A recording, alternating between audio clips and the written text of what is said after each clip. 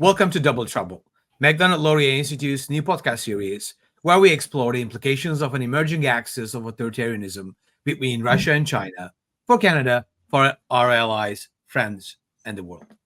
Double Trouble is generously supported by Konrad-Adenauer Foundation's Canada office. I'm your host, Balkan Devlen, the director of the Transatlantic Program at the Macdonald-Laurier Institute, and today I am very pleased to join by my co-host, Jonathan Berkshire Miller, who is the Director of National Security, Foreign Affairs, and National Defense at MLI, and Alexander Lanozska, who's an Associate Professor at the University of Waterloo and a Senior Fellow at the Macdonald-Laurier Institute. Today, we will talk about one of the key issues that we tend to focus on, and that is the relationship between the Transatlantic Alliance on the one hand and our Indo-Pacific partners and allies on the other hand. And we will use a recent commentary that we put out at MLI focusing on this particular issue. We'll put a link on down there for the paper if you want to go and read it. It's called The Hard Constraints, the Supply and Demand of NATO in the Indo-Pacific. It's a commentary piece that we wrote, and Alexander here took the lead on this. And we'd like to discuss what those hard constraints are, what's the ambition for NATO to be involved with the Indo-Pacific partners, as well as in the Indo-Pacific, as well as what is the demand coming from our partners such as Japan and South Korea and Australia and others in the region as we ramp up towards the Washington Summit in this July. We're recording this on June 20th. 2024. So without further ado, let me just jump in on this and sort of leave the floor to Alexander to give us a little bit of a broader view of what this project was. We take part of it. You were the lead author in this report as we came out of this. Give our listeners a bit of a understanding of where we are going with this. What was the story behind it, and we'll take it from there.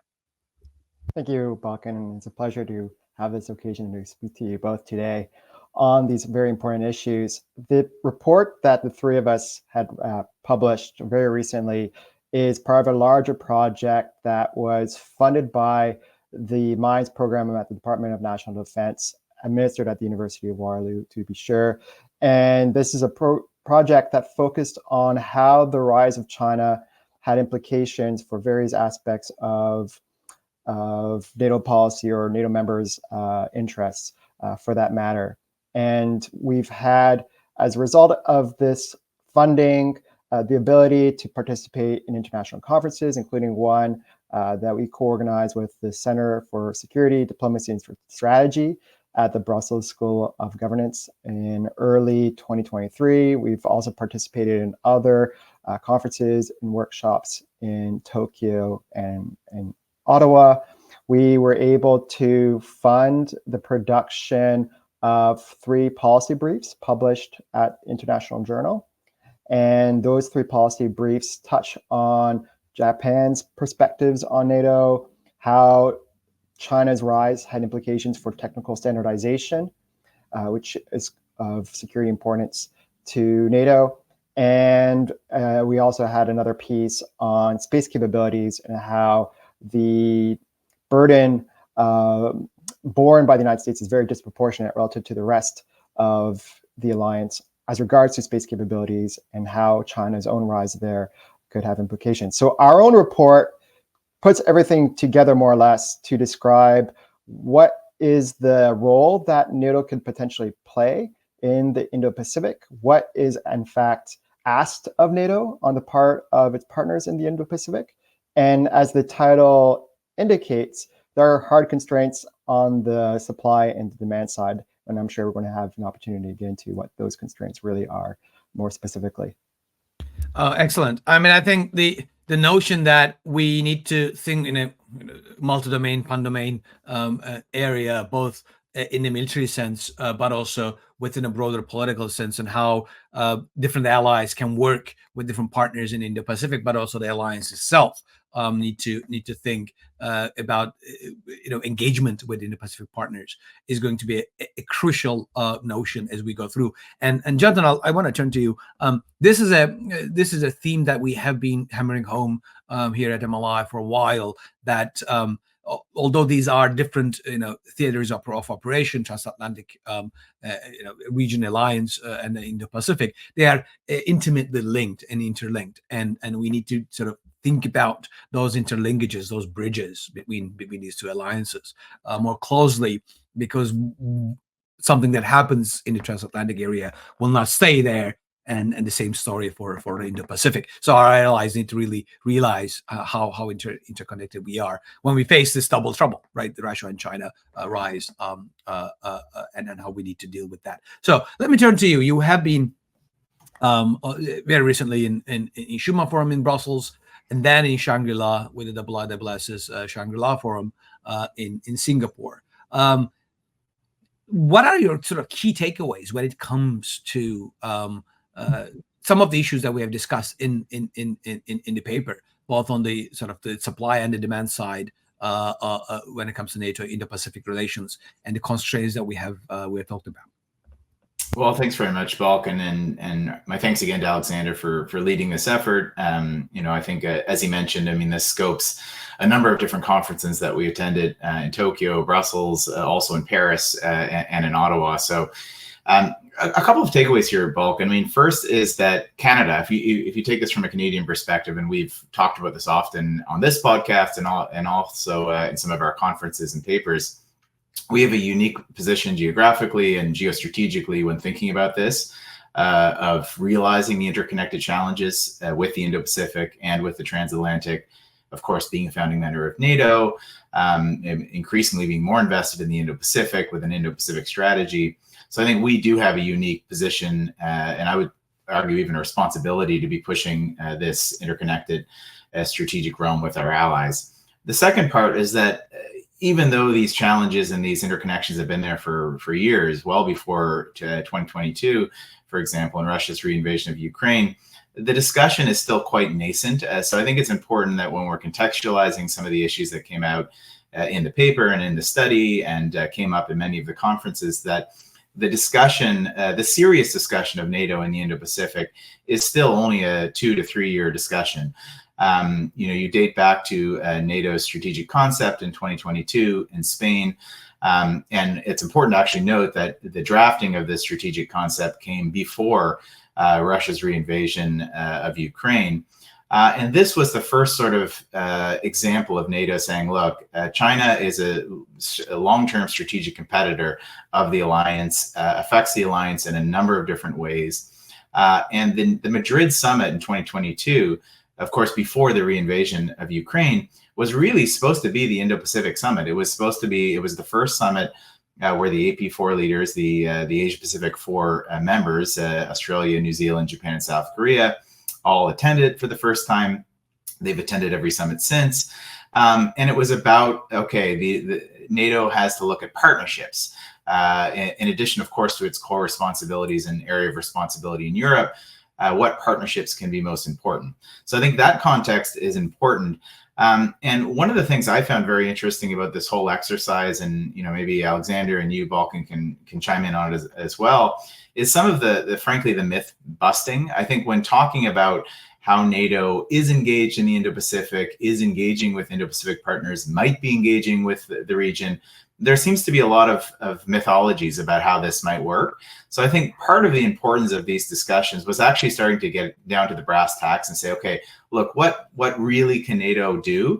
What are some of the areas that are not just low-hanging fruit, but are things that make sense with the resource constraints, with the demand side? And I think that was, especially as the engagements continued from the first one to the most recent one that we concluded, we started getting much more granular and much more tangible about some of the areas that that NATO can work with the Indo-Pacific, that also has that demand signal from Indo-Pacific partners. So maybe I'll stop there and pass it back to you. Thanks, Jonathan. I want to come back to the Canada component and what we can do and what we're expected to do, and if we're not doing it, why we are not doing it in a minute. And of course, we could get back to the recent comments by Secretary General Stoltenberg on China needing to pay a price for supporting Russia's invasion in Ukraine. So I think there is an increasing recognition of the seriousness of the challenge that China poses for the alliance. But Alexander, let me get back to you. And so we talked about the hard constraints, and in the paper we discussed about it as a demand side and the supply side of things. Give us a little bit of a sort of the bottom line when it comes to the constraints, especially both from the supply side, what NATO can do, but also from the demand side, because we all went in with certain expectations or understandings that what our partners in the Indo-Pacific might be asking from NATO, but that does not necessarily always bear fruit in the sense that it's different from the region. So give us a bit of what those the major constraints are when it comes to NATO's engagement, and then we can switch to okay, what can we do within these particular constraints? What is the value added for NATO? So in the commentary, we organize the constraints on the basis of whether they are on the supply side or on the demand side. The supply side relates to what NATO could do. NATO's ultimate and singular area of responsibility is in the Euro-Atlantic, and that means that it's always going to be primarily interested in that particular theater of operations and the many sub-theaters that theater has. It's going to be primarily preoccupied with the threat coming from Russia, as well as those security challenges arising in and around the Mediterranean Sea. And that's where much of the defense investment and attention will go. The Indo-Pacific has a lot of importance for international security. There are a number of interconnections between the Euro-Atlantic and the Indo-Pacific that should not be dismissed, and not least of which allies and partners of the United States are looking at what's happening in either theater to understand what exactly is going on and what are the implications for their own security. But at the same time, NATO's area of responsibility is in the Euro-Atlantic. More importantly, it's a consensus-based organization premised on the sovereignty of all of its members. And as such, any one member can veto any collective decision. So that puts a hard constraint, as it were, on what NATO could achieve if it tries to go beyond its area of responsibilities. And we have seen that already in the Tokyo Liaison Office affair, whereby several countries, notably France, but also Germany and others, nixed the idea of establishing such an office in Tokyo. They just did not feel comfortable doing it for whatever reason. On the demand side, I think, as you pointed out in your question, there is a set of beliefs about how much certain countries want out of NATO. There is the sense that because countries like Japan worry so much about China, they want to see more and more engagement on the part of Euro-Atlantic partners. And that is true to a certain extent, but there are also realistic about what NATO could provide. And they understand that NATO has its own decision-making quirks of the sort that I've mentioned. They understand that NATO does face those sorts of constraints. They also are a little bit nervous about NATO or NATO members over militarizing certain challenges. Now, of course, a lot of challenges already have a military dimension, but there is tremendous variation across the AP4. South Korea and Japan do not necessarily think of China in the same way, at least not historically. There might be some more recent convergence, but all of that being said, they might be reluctant for NATO, if NATO could, to really be much more assertive in that particular part of the world. And we heard in some of our own workshops that we've had as a part of this project, where a permanent representative of a particular country would say, we don't want NATO to actually have much military on offer for us in the Indo-Pacific, which of course raises the question, because of course NATO is a military alliance, what can it offer? But at the base, they seem to want consultations, dialogue, to trade information, to examine particular lessons learned from the war. I expect this will intensify. This is the 20th of June. Yesterday, North Korea and Russia concluded an alliance agreement that contains mutual defense pledges.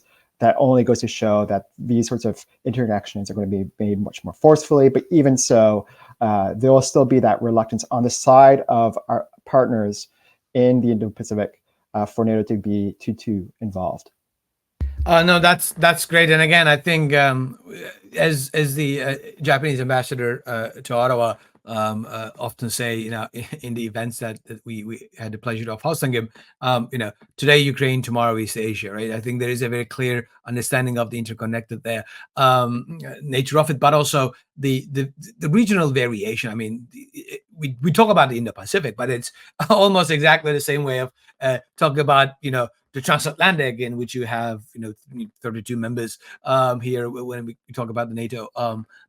So there is a significant variation there, and of course, all those countries that we talk about in the Pacific, be it Japan, South Korea, Australia, etc., do have their own relationship with the United States, which is for them the major, in that sense, the security provider when it comes to the bigger challenges in the region. So to what extent they want to sort of multilateralize that particular relationship with all the baggage that NATO could bring to it versus keeping it bilateral and enhancing that is, again, another issue. So this also goes back to the intricacies, I would say, of alliance politics, which, of course, Alexander is a well-known authority on. We might come back to it in a minute.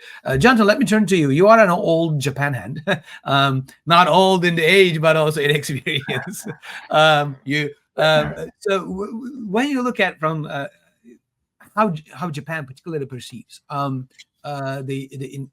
role of NATO and the transatlantic alliance and the interconnectedness of this challenge, what do you see? How do you see the evolution of it up until today, and where we might go? I want to get back to the what NATO can do within the constraints that we discussed in a minute, and what we can expect. But let's maybe talk a little bit about one of the most important partners when it comes to Indo-Pacific, and that is Japan. So over to you. Great. Well, thanks. I'm happy to be seen as an old hand. And a couple of comments first on before getting to Japan on some of the great comments that Alexander made. I would agree with him, with a couple caveats. But I mean, I think first of all, on the demand side, and Balkan, you made this point really well, is that when we're talking about the Indo-Pacific, sometimes I know it's been a buzz term and everyone wants to engage, everybody has a strategy, but you're right. I mean, we're talking about a huge region geographically, a huge region historically, religiously, and linguistically, and also in terms of strategy, alliances, et cetera, alignments, et cetera, et cetera. So I think first we have to take that sort of with the first blush. And, to give you a bit of context on this and a personal anecdote, one of the first IP4 or AP4 conferences I attended was in Bangkok. And I remember our Thai friends were there like, why is NATO coming to Thailand? What are your intentions? And there were no intentions to engage with the Thais on this issue, but it was just a venue. Basically, nobody complains about having a venue based in Bangkok. But I think this goes to the point that, first of all, before we even get to the AP4, when we're talking about NATO's engagement with the region, at this point, it's very minimal and it's very much focused on a few countries, which Balkan, as you mentioned, are treaty allies or have very close security partnerships with the United States. So I think that's the first sort of blush.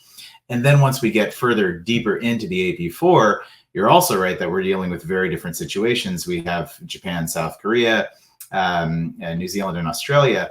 And part of not this session that we did here under Alexander's project, but through this other project I did on the AP4, which was focused largely on actually engaging with AP4 members and getting their thoughts about what they want from NATO. I found one of the interesting takeaways is that clearly we have different evolutions and tracks about, number one, the demand on doing more with NATO, but also the experience, capabilities. NATO sets out individually tailored partnership plans with their members in the Asia Pacific. Some are more evolved than others. So I think that's an important sort of ground base work to say, look, going back to George Orwell, all animals are created differently, some are equal, but others are not. And this is very true in the Indo-Pacific. We have certain players which are much more evolved in their relationship with NATO than others. Quickly, before getting Japan on this too, I think it's important on the supply side. I agree with Alexander's point that, look, NATO has its hands full. It has its area of responsibility. There are resource constraints, and I think a lot of this played in, for example, to the liaison office decision.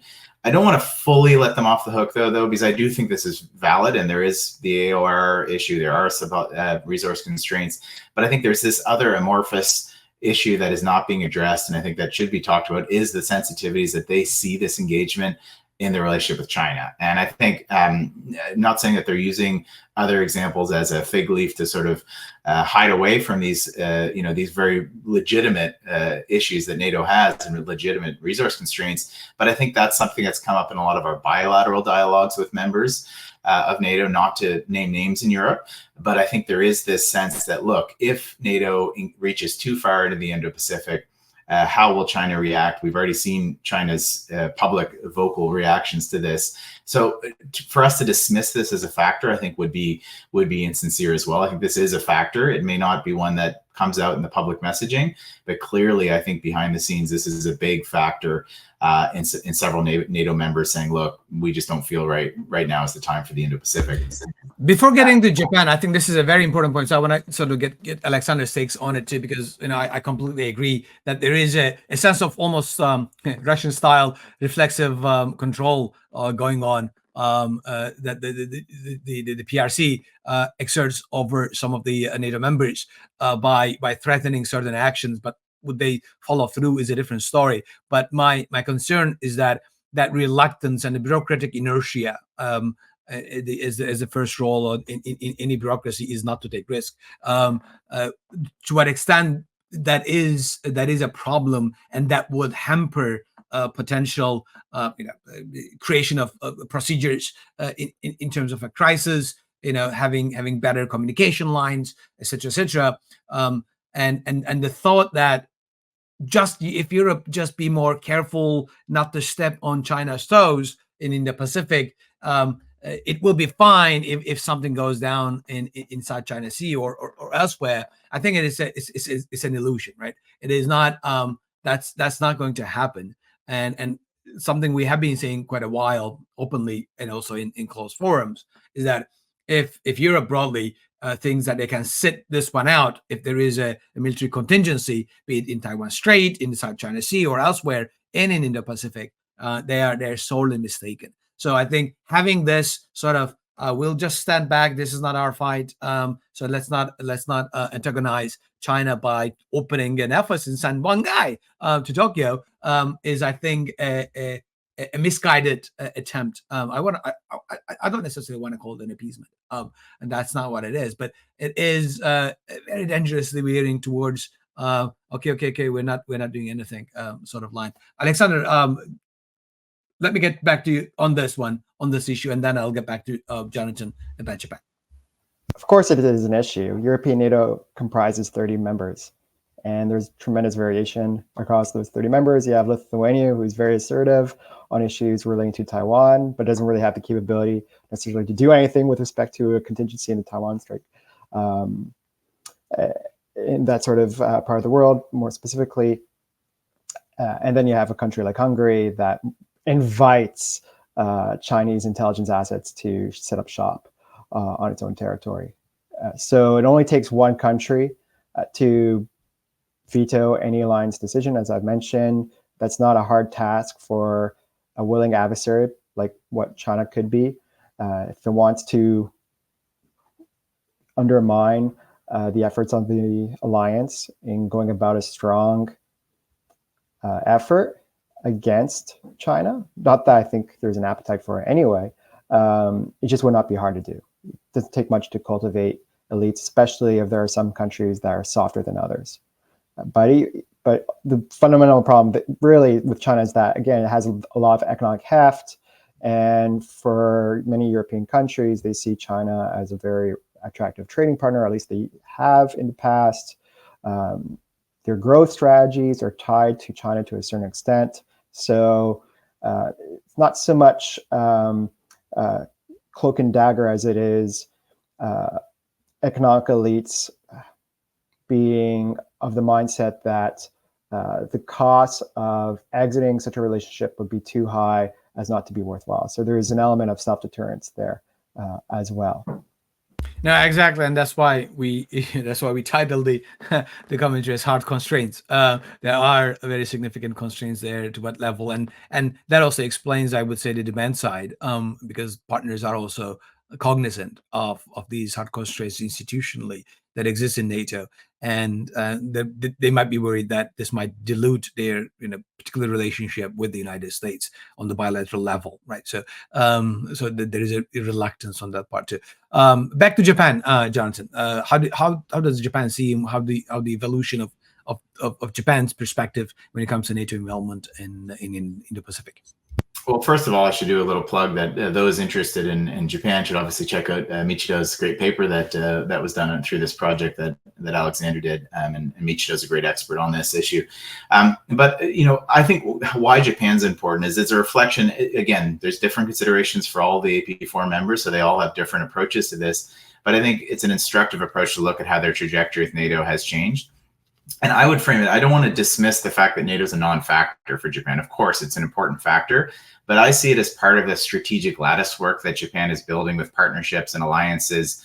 So to give you a scenario here, if there was a contingency in the East China Sea over the Senkaku Islands, which China claims as well, would Japan have an expectation that NATO is going to be their, one of the first, players that they call? Absolutely not. Of course, they have the American alliance.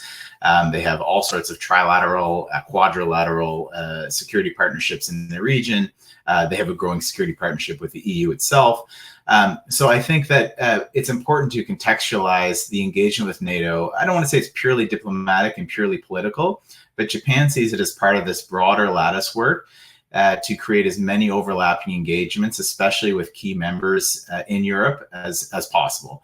And you see this at the bilateral level, the member state level, for example, France and Germany now, defense and security arrangements, the UK, of course, significant arrangements in place. So Japan is building a number of different sort of resilience mechanisms with European members. I think, though, that and that's at the symbolic level, but I think this maybe gets us to the point, Balkan, at the beginning of what can NATO do and what do Indo-Pacific states want, is there are some tangible things. This is the high-level strategic messaging and value of that. But I think on the transnational threats, and this is something that you will see in the individual tailored partnership plans, is issues that are transnational and don't recognize geography.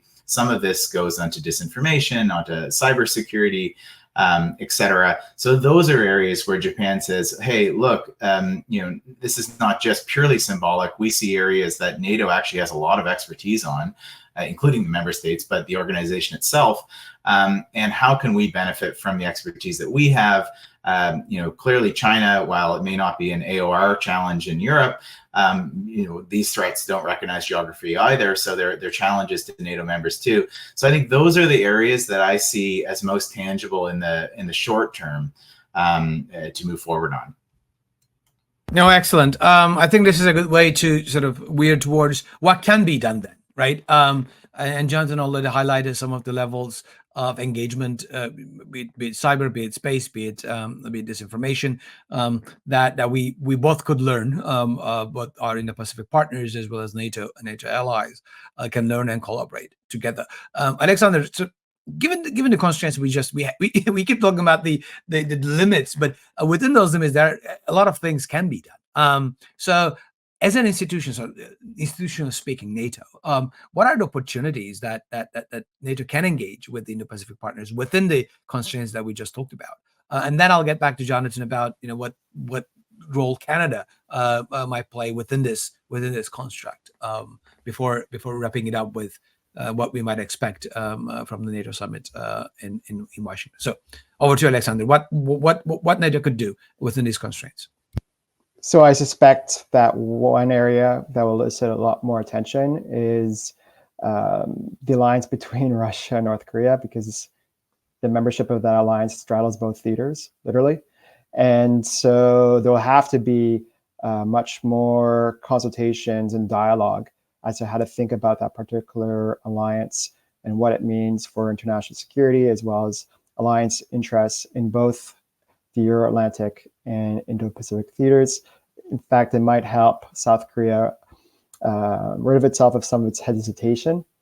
But again, these are very early days. I don't necessarily think the alliance will change that much. North Korea is already supplying Russia with tremendous amounts of ammunition, but the symbolic importance of it cannot be dismissed. There is the low-hanging fruit that Jonathan mentioned, disinformation.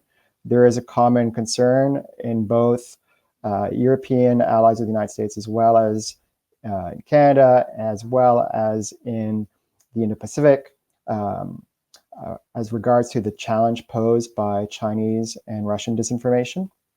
And so this is a subject that does not require hard capabilities. It's not exactly expensive. I think most people can get behind the idea of trying to address the threat posed by disinformation. So I suspect that could also be a meaningful route for cooperation, precisely because it's important enough to merit the attention, but it's not something that might precipitate the use of those capabilities that could be perceived as offensive in nature. And so that should go a long way towards placating what concerns that certain governments might have as regards to the joint challenges, or facing down the joint challenges that Russia, China, and now, of course, North Korea do pose. No, excellent. And I think, I'll just add maybe two things before turning to Jonathan about what Canadian role should be in this one. And that is setting up procedures and mechanisms today, and basically literally practicing them and getting a culture to it. This institutional linkages between NATO and Indo-Pacific partners, particularly AP4, on a regular basis, I think will be important, because you don't want to set those things up when there is a crisis, and you don't want to scramble of what you need to do. It doesn't mean that you have to engage in a full-fledged interoperability sort of ideas, but having ways in which and they don't necessarily need to be all open. Some of them could be very well classified, but having those standard operating procedures, and at the same time, strengthening the public dialogues, be it through track 1.5 or track 2 dialogues, enhancing the flow of information both sides, having more Indo-Pacific partners, for example, taking a part in these international security conferences in Europe and vice versa. I think those are all important steps to ensure that we understand each other on a deeper level, and thus we understand the limits of what can be done and what needs to be done if things go south, militarily or otherwise. I think will be important. You don't want to apply for a fire insurance when your house is on fire. You might want to have those things in advance. And therefore, I think that is an important step. Now, Jonathan, on what Canada can do, let me just start with a small anecdote, and I think it's important on what Canada need to do, and if we are not doing it, why we are not there. Is I had the privilege and the pleasure of attending the Sea Power conference in May in London, that is organized by our friends in Constellon Geostrategy, which Alexander is also a fellow, jointly with the first Sea Lord, the Royal Navy, and it was about sea power in Pacific and the Atlantic. And Canada only came up on the panel that I talk, and I was the only Canadian present there. I was in the same panel with the head of the Japanese Navy. Our French allies were there with a heavy contingent. The Americans were there with a heavy contingent, but unfortunately there was no representation from Royal Canadian Navy. There are institutional problems associated with it, right? The budget cuts to the defense. Forget about the sort of the increasing defense budget. Being not present in these places also means that if you're out of sight, you're out of mind as well. In those settings, what role Canada should play, given, as you pointed out, we are right in the middle. of these two important theaters. And we could do a lot in making a translation both sides in a way. Why should we do? Why are we not doing it? And what are the costs of not being engaged in these issues? Well, there's a lot there, but let me start. I mean, just going back to the beginning part, talking about this again, this unique geography, unique geostrategic space that Canada finds itself in, but also unique political moment. And I say that in the sense of having the Indo-Pacific strategy out, really wanting to show our credentials in this part of the world, while also, of course, at a period of existential crisis right now in the transatlantic security environment with Russia's reinvasion of Ukraine. We really, again, not only have a unique moment here and a unique opportunity, but I would say a unique responsibility to be doing more. The silver lining here is that, and Balkan, I think you're aware of this in many of our private discussions with officials, based here in Ottawa, is that there is a lot of support. So I think even from the early days, I think there's been a lot of support for NATO's engagement in the Indo-Pacific, engagement with Indo-Pacific partners. But that has often been the classic Canadian approach where we, support communiques, we support engagements, but when it actually comes down to the fact of being a leader on the issue and actually pushing forward, it doesn't necessarily materialize. So, to give you an example, when the liaison office was being chopped off in the 14th or 15th round of the communique, was it Canadian officials desperately running for the papers and saying, no, this is very, very important? Maybe, but I don't think so. I think we said, okay, well, sure. So you have to stick yourself out and lead here. And one other important point here is that, of course, the natural assumption might be, look, Indo-Pacific, why don't the Americans do this? Isn't this a natural thing for the Americans to do? And of course, there are unique opportunities and benefits of that, but there are also unique baggages with that as well. So I think Canada can play a really important role here in pushing this, but not being seen as the United States saying, look, we're taking all of Europe along for our policy on China. I think Canada has a different vantage point and a unique sort of vantage point that provides some opportunities. How this could actually look, and a few ideas here. The liaison office, for example, we'll see what happens in Washington. I feel like from what I've heard that the topic of doing this in Tokyo is at least frozen at this point and may not be dead, but maybe at least on life support for a while. Why not think of something unique actually to say, look, rather than a liaison office in Asia, why don't we do it in the alliance? Actually have a liaison office in one of the Pacific-leaning states, and you see there's Canada and the United States there. Why not have a liaison office in Victoria, where we're training and we're working with members of the AP4? That's one idea.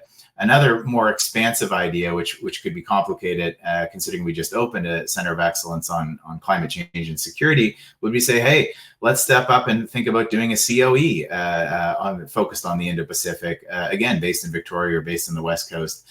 So I think we need bigger thinking like this. Rather than just saying, hey, we support the Indo-Pacific, we have an Indo-Pacific strategy, we got your back, but when it comes to, the brass tacks of actually doing something, we'll let somebody else do that. So I think that those are the ideas I think that we really need to be thinking about. Oh, absolutely. Alexander, I want to give you the word on this one too, and then we'll wrap up by expectations about the NATO summit in Washington in July. What do you think Canada's role could be in this, both institutionally within NATO, but also perhaps bilaterally with some of the partners in the region? So Canada has an obvious role to play because it is one of the few allies that actually has territory in the Pacific. It has home territory on the Pacific, more specifically. But I think for Canada to play a bigger role, I think there just needs to be a deeper shift in the mindset that this country has. We're barely doing enough as regards to Euro-Atlantic security. We're not even present, as you said, in sea power discussions held in London, one of our biggest allies. This would have been unthinkable 70-some years ago.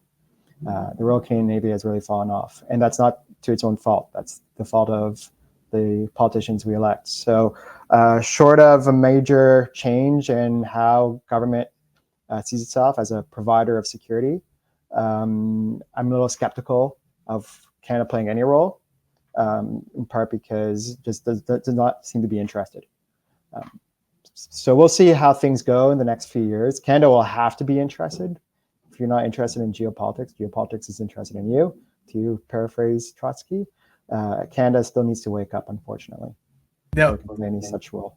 Absolutely. I mean, I think the idea is that whether we will walk to Indo-Pacific on our own volition, or we'll be dragged by kicking and screaming, it shall happen. And it's better if you actually go in prepared and on your own will, rather than the circumstances and the events basically drag you in, and you're not prepared. And unfortunately, I do share your pessimism in the sense that until there is a significant mindset shift in Ottawa on the political class, that one of the primary things for the government to do is to ensure the security of the country and defend its national interest, and that requires investing in these capabilities and relationships. We're not going to see much change.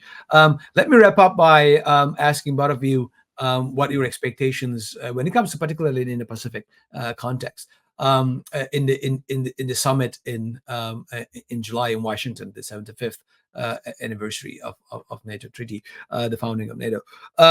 Especially given in the light of Secretary General Jens Stoltenberg's comments about China as the prime supporter for Russia, enabler for Russia, and its war on Ukraine, and that eventually that China would need to pay a price for it, and the allies need to impose costs on China for their continuing support to Russia. So given those toughening of the line, at least on the Secretary General level, what can we expect about NATO and Indo-Pacific in the summit? Jonathan, let me start with you, and then we'll end up with Alexander. Well, I mean, going to Alexander's point before about the difficulty of consensus making decisions, and one or two within the alliance that might have a different viewpoint, my expectations on specific tangible outcomes, I think, are limited, and that includes the liaison office. But I do think a couple of headwinds are in our favor. Number one, of course, you mentioned some of the Secretary General's comments on China, and I think a lot of us who've been following this know that China is not just a silent partner here in Russia's reinvasion of Ukraine, and there's a lot of economic support, energy security support, et cetera, that I think is becoming more in the open. But I think also, going to your point, either Balkan mentioned this or Alexander mentioned this, the timing of Russia's re-emphasis of its engagement with North Korea, I think, is also very well timed for this summit. I mean, obviously terrible for the world and terrible for the region, but I think it re-emphasizes to a lot of the Indo-Pacific partners why this interconnection is important. For example, I think if South Korea had any reservations about the fact that, okay, maybe we shouldn't be engaging with NATO, I think actually now you're going to see potentially an uptick of South Korea saying, hey, look, we're realizing that Russia's, any thresholds or any sort of red lines that they might have had on North Korea before, they're clearly crossing, have no interest in sort of listening to us diplomatically. So that might push South Korean decision-making as far as its engagement with NATO in a different direction. So I think there's a lot of different headwinds there that are in the favor of moving this integration greater. But again, if you're into reading communiques and you think that there's going to be something big that comes out of this, my expectations, unfortunately, are a little bit muted on that side. Now, Putin continues to be the best PR guy for NATO through his actions, as you pointed out. Resulted in 2 new members in NATO, as well as now with this defense pact with North Korea, perhaps pulling some of our Indo-Pacific friends closer in alignment with NATO. Alexander, over to you.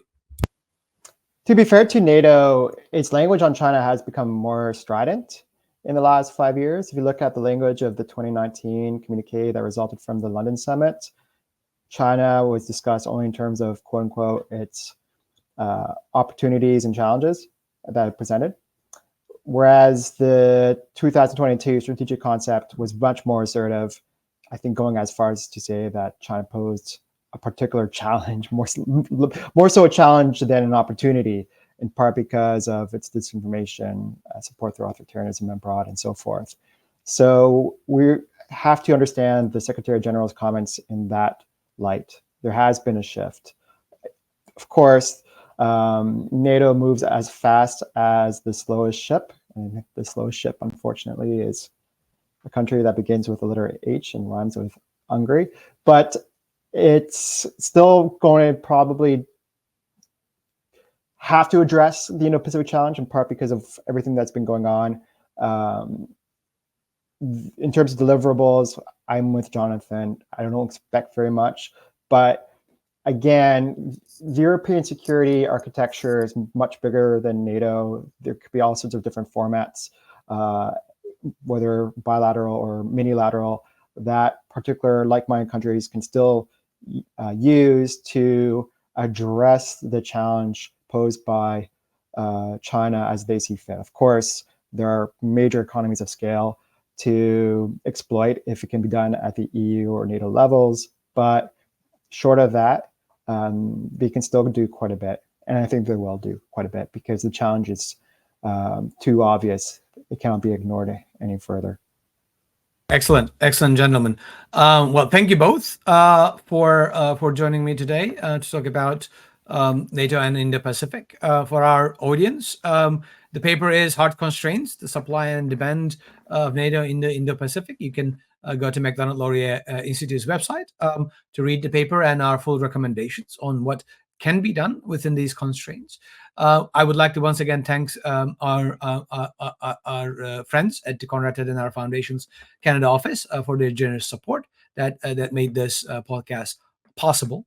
And we hope to see you in the next episode. Until then, have a good one.